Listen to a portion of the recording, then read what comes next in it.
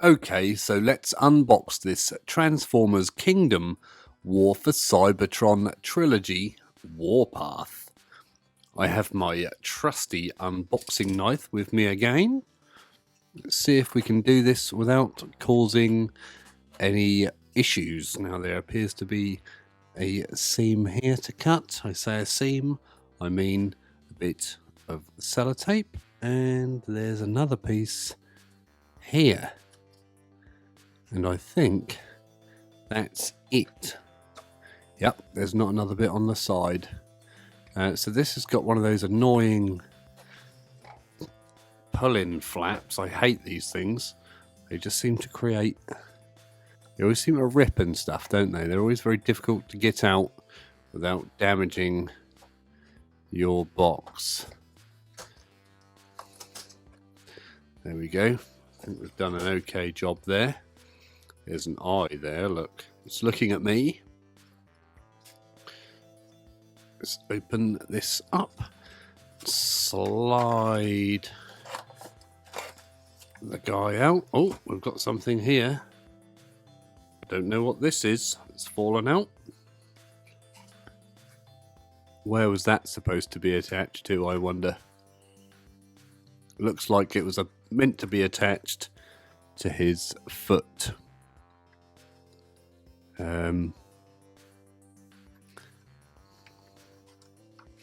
Looks like it was probably supposed to clip onto there, maybe.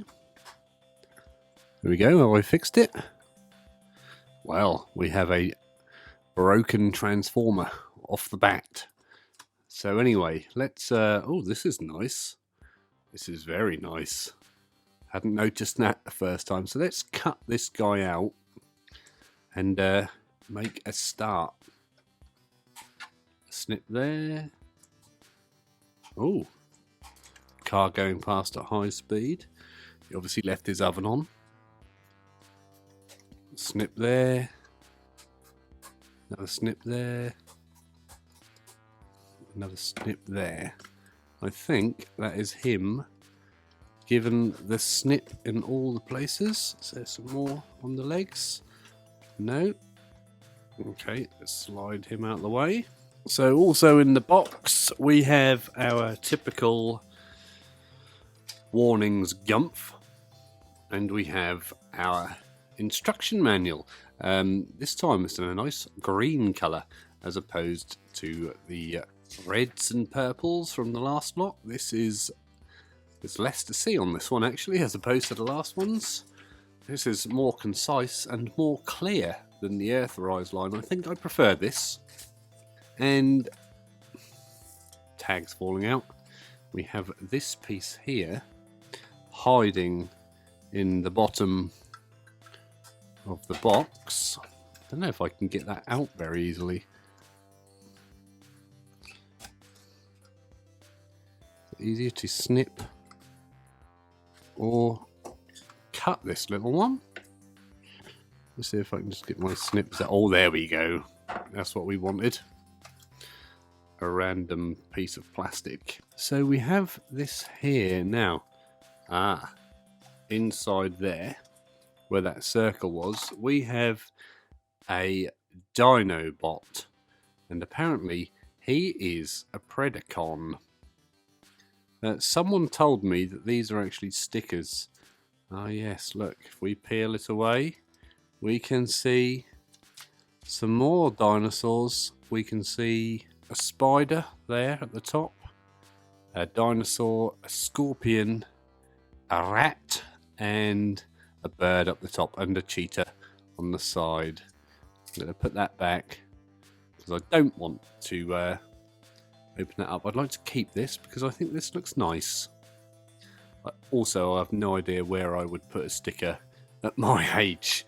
If you have stickers, let me know where you stick them. So obviously in the box there was this red piece, which I assume goes with our figure here, Warpath, and he does not have the beard. And the bit I broke off, well I say I broke off, which was detached, was one of these pieces. Now I'm going to have to get in the instructions because I don't know if this flap is supposed to be up or under there. I'm going to guess it was supposed to be under when that came off. So I'll see if I can remove this leg piece again, just so I can have that flap facing the right way. And no one wants a broken transformer out of the back. I can't see another way of doing this without some big damage occurring. I might be able to just slip that around. Oh, there we go. That wasn't fun. I have to admit, that really wasn't fun. So Hasbro, sort out your boxes, mate, because that was not good enough. So in the box we have a figure, we have the random bit of red plastic, we'll find out what that's for later, the instruction manual, and of course our beautiful, beautiful holographic card. And next we'll move on to the showcase section and the reviews. Okay, so let's review this Warpath from Transformers War for Cybertron Trilogy, Kingdom. So, as you can see, Warpath is a lovely dark reddy brown colour. I think it might even be called maroon. Let's have a look at his head. There you go, I think he has a wonderful expression, and interestingly, he almost has his old beard from the G1 days. However, on my Warpath, I do have this nice gap in the side on one side, where I think his head has been assembled poorly. The eyes are black, they have not been painted, however they do seem to suit the figure. Here we can see him from the front, here he is from the side, here he is from the back, a view from the top, and everyone's favourite, a view from underneath. He doesn't actually seem to have any paint apps apart from the one Autobot symbol, which you can't see at the moment. However, he has been painted in some areas, and some areas are just coloured plastic, and you can almost see here that the tones are not quite an exact match, but they're not 100 miles out. This is more of a purpley plastic, whereas the red plastic is more of a red.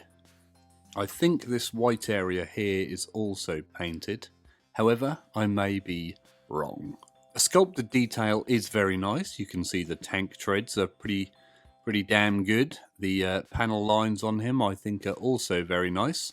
I like the detail on his face, and I like the details on the turret. It's not massively overly in your face, it's nice and subtle, and I think it serves the figure very well. He has a few hollow areas, mainly on the back of the arms here you can see, and on the inside of the leg here. However, when you're standing him up, you shouldn't really see much of that. Not a lot of kibble or backpack or anything like that. If we turn him around, the back looks very tidy. I suppose you could consider his shield some sort of kibble, however it is supposed to be a shield, so therefore, is it really kibble? Looking at the joints and articulation, his head will spin 360, it moves forwards and backwards. The arm will raise and lower at the shoulder, it will move all the way around. He has bicep twists and a 90-degree bicep joint, and also the hand will turn at the wrist, although he has a very tight wrist. The waist will not move very well because he has this piece here preventing it from turning. However, it will turn at the waist. If it wasn't there, it would probably do a full 360. The dog outside is barking. In approval or disapproval, I don't know. He can do the splits out to the side. He can kick all the way forward. Not quite all the way back because of this piece here. He can bend at the knee. and swivel all the way around. And he also has the all-important ankle rocker, although mine is very tight. There we go. Did you hear that noise? The sound of breakages, perhaps. Also, his shield fell off. We'll leave that off. Size comparison wise, here we have our man Cliffjumper. And you can see he is a couple of inches taller than Cliffjumper. At the same price point, I believe. Now, accessory wise, he doesn't come with anything apart from this shield, which you can mount on the arm here like so, or for the G1 look on his back, which I think is a bit more interesting.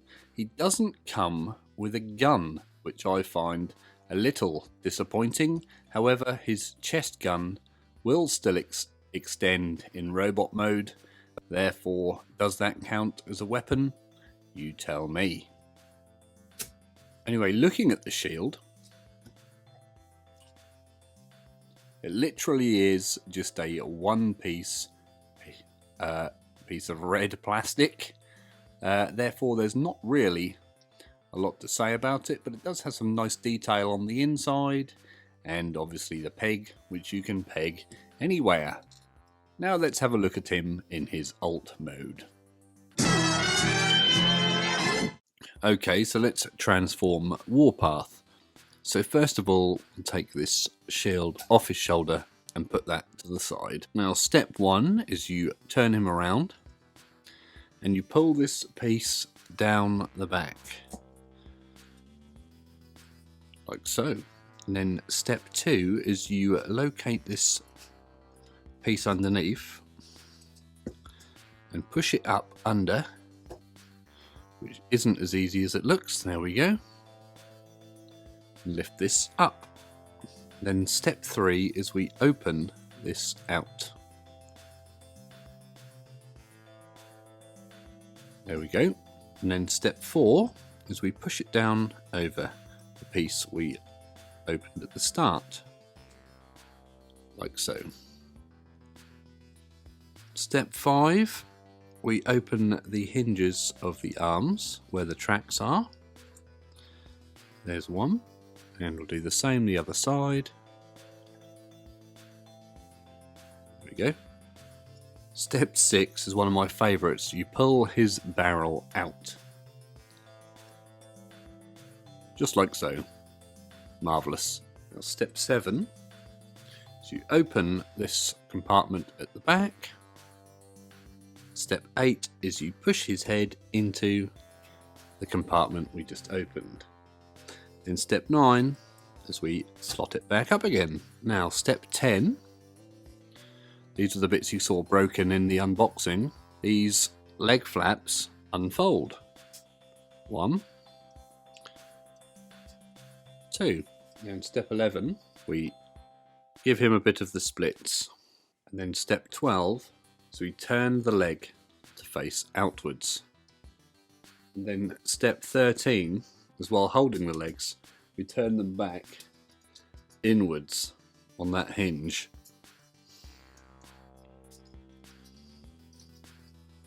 So he now has the knock knees. These legs can get quite complicated. Now step 14 is we turn the entire leg to face back outwards again. I hope you're managing to keep up with this. And step 15, we open his arms wide. The next step, step 16, is we lift these leg parts up, like so. And then here's where it gets a little complicated. Step 17 is while holding the legs, the entire bit rotates underneath. And then step 18, these bits flip out again. There we go, there's one. Get your thumb under there and rotate these little flaps to the top. And then again, step 19, these legs fold back in. Now it literally feels to me like we've just opened it up and closed it again. but apparently we haven't. Step 20 is we open these tabs out, push those back in. And step 21 is we just assemble the legs nicely. Now before we do step 22, there's a misstep in the transformation instructions, I think, and this part of the leg has to go back down, like so. So the legs are closer together. Step 22, the body turns upwards. And then step 23, you open the legs a bit to make room for the arms to come in. Step 24, these arms with that hole there will move onto that tab there. So you sort of get those under the arms and tab that in. Same for the other side. Come under the tracks. See if we can get that tabbed on. There we go. In step 25, we solidify the hull by putting it all back together. We have tabs at the tracks here that need tabbing in. Some more at the side here need tabbing in. The front needs looking at. There's some tabs down the front there. Let's make sure they're all secure and snug. Bit of squeezing around the tabs, bit of squeezing around the legs. The tracks like to come open every time. And then the 26th and final step, remember that piece of armour from the start? That slots into the front with those two pegs here, slot into those peg slots there, allegedly.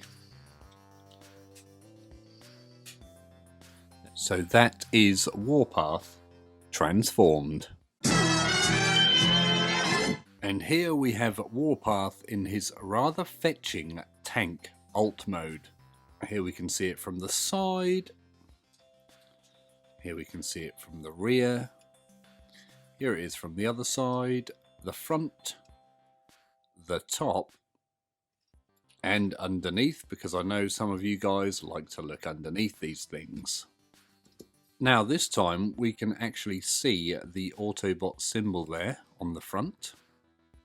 And intriguingly, I have a gap here which I don't normally have, so it tells me I've probably misassembled him somewhere.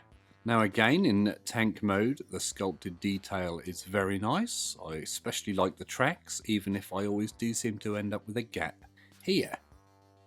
There we go, you can push it away, but it does like to just spring out again. Also, sometimes my tracks on this side will never stay fully open.